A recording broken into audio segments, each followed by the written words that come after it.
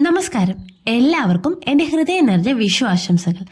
ഇന്നത്തെ വീഡിയോയിൽ നമ്മളൊരു പായസമാണ് കേട്ടോ ഉണ്ടാക്കുന്നത്, വിഷു സ്പെഷ്യലായിട്ട്.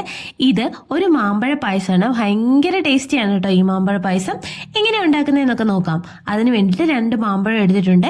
ഇതിൻ്റെ തൊലിയൊക്കെ കളഞ്ഞിട്ട് നല്ല ദശക്കട്ടിയുള്ള മാമ്പഴം എടുക്കണേ.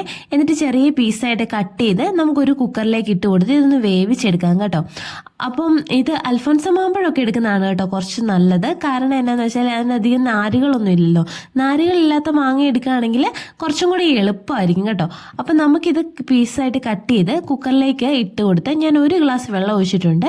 എന്നിട്ട് ഇത് അടച്ചു വെച്ച് ഒരു 3 വിസിലൊക്കെ അടിച്ച് നന്നായിട്ടൊന്ന് വേവിച്ചെടുക്കാം. എന്നിട്ട് ഇത് ഒരു അരിപ്പയിലേക്ക് ഇട്ടിട്ട് നമുക്കിതൊന്ന് അരിച്ചെടുക്കാം. എന്നിട്ട് ഈ പീസൊക്കെ നന്നായിട്ട് ഞെക്കി അതിൻ്റെ പൾപ്പ് എടുക്കാം, ആ നാരുകളൊക്കെ മാറ്റിയിട്ട്. എന്നിട്ട് ഇത് ചൂടായ ഒരു പാനിലേക്ക് നമുക്ക് ഈ പൾപ്പ് ഒഴിച്ചു കൊടുക്കാം. എന്നിട്ട് ഇതിലേക്ക് മധുരത്തിന് ആവശ്യത്തിന് ശർക്കര പാനിയാണ് കേട്ടോ ചേർത്ത് കൊടുക്കുന്നത്. ഉരുക്കി വെച്ചേക്കുന്ന ശർക്കര പാനിയാണ് ഇത്. നേരത്തെ തന്നെ ഞാൻ ഉരുക്കി വെച്ചതാണ്. എന്നിട്ട് നമുക്കിത് നന്നായിട്ട് ഇളക്കി കുറുക്കിയെടുക്കാം. നന്നായിട്ട് കുറുകി വരണം. നന്നായിട്ട് കുറുകി ഈ ഒരു കൺസിസ്റ്റൻസി എത്തുന്നവരെ നന്നായിട്ട് കുറുക്കി ഞാൻ എടുത്തിട്ടുണ്ട്. ഇനി ഇതിലേക്ക് തേങ്ങയുടെ 2ാം പാലാണ് കേട്ടോ ചേർത്ത് കൊടുക്കണ്ടേ. തേങ്ങയുടെ 2ാം പാല് ചേർത്തിട്ട് ഞാൻ നന്നായിട്ടൊന്ന് മിക്സ് ചെയ്തെടുക്കുവാണ്. നന്നായിട്ട് മിക്സ് ചെയ്ത് നന്നായിട്ട് ഇത് തിളയ്ക്കണം. തിളച്ച് ഒന്ന് കുറുകി വരണം. അപ്പോൾ അതിന് വേണ്ടിയിട്ട് ഇളക്കി കൊടുത്തുകൊണ്ടിരിക്കണം കേട്ടോ. അപ്പോൾ നമ്മൾ നന്നായിട്ട് ഇളക്കി കൊടുത്ത് ഒന്ന് കുറുക്കി എടുത്തിട്ടുണ്ട്. ഇനി ഇതിലേക്ക് ചൗവരിയാണ് കേട്ടോ ഞാൻ ചേർത്ത് കൊടുക്കുന്നത്. വേവിച്ച് വെച്ച ചൗവരിയാണ്. ഒരു അരമണിക്കൂറോളം വെള്ളത്തിലിട്ടിട്ട് ഞാനത് വേവിച്ചെടുത്തേക്കുവാണ് കേട്ടോ.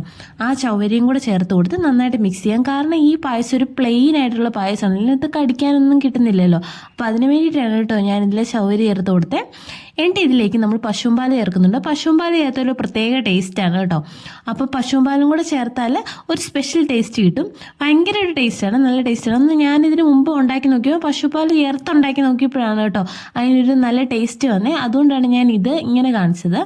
എന്നിട്ട് ഇതും ചേർത്ത് നന്നായിട്ടൊന്ന് തിളപ്പിച്ചൊന്ന് കുറുകി വരുമ്പോഴേക്കും ഇനി ഇതിലേക്ക് തേങ്ങയുടെ 1ാം പാല് ചേർത്ത് കൊടുക്കുക. 1ാം പാല് ചേർത്ത് നന്നായിട്ടൊന്ന് മിക്സ് ചെയ്ത് ഇളക്കി ഒന്ന് ചൂടായാൽ മാത്രം മതി. ഇനി ഇത് തിളയ്ക്കേണ്ട കാര്യമൊന്നുമില്ല. അപ്പം നന്നായിട്ടൊന്ന് ചൂടായി കഴിയുമ്പോഴേക്കും നമുക്ക് തീയൊക്കെ ഒന്ന് ഓഫ് ചെയ്യാം കേട്ടോ. തീയൊക്കെ ഓഫ് ചെയ്ത് വെച്ചാൽ എന്നിട്ട് ഇതിലേക്ക് നെയ്യിൽ വറുത്തെടുത്ത് തേങ്ങാക്കൊത്ത് ചേർത്ത് കൊടുക്കാം. ഇനി കാഷ്യൂം കിസ്മിസും നെയ്യിൽ വറുത്തത് അതും ചേർത്ത് കൊടുക്കാം. ഇനി ഇതിലേക്ക് ഏലക്കാപ്പൊടി ചേർത്ത് കൊടുക്കാം, ചുക്കുപൊടിയും ചേർത്ത് കൊടുക്കാം. ഇതെല്ലാം കൂടെ ചേർത്ത് നന്നായിട്ട് മിക്സ് ചെയ്തെടുക്കാം കേട്ടോ. ഇത്രയേ ഉള്ളൂ, നമ്മുടെ പായസം റെഡി ആയി കഴിഞ്ഞു. ഭയങ്കര ടേസ്റ്റി പായസമാണ് കേട്ടോ.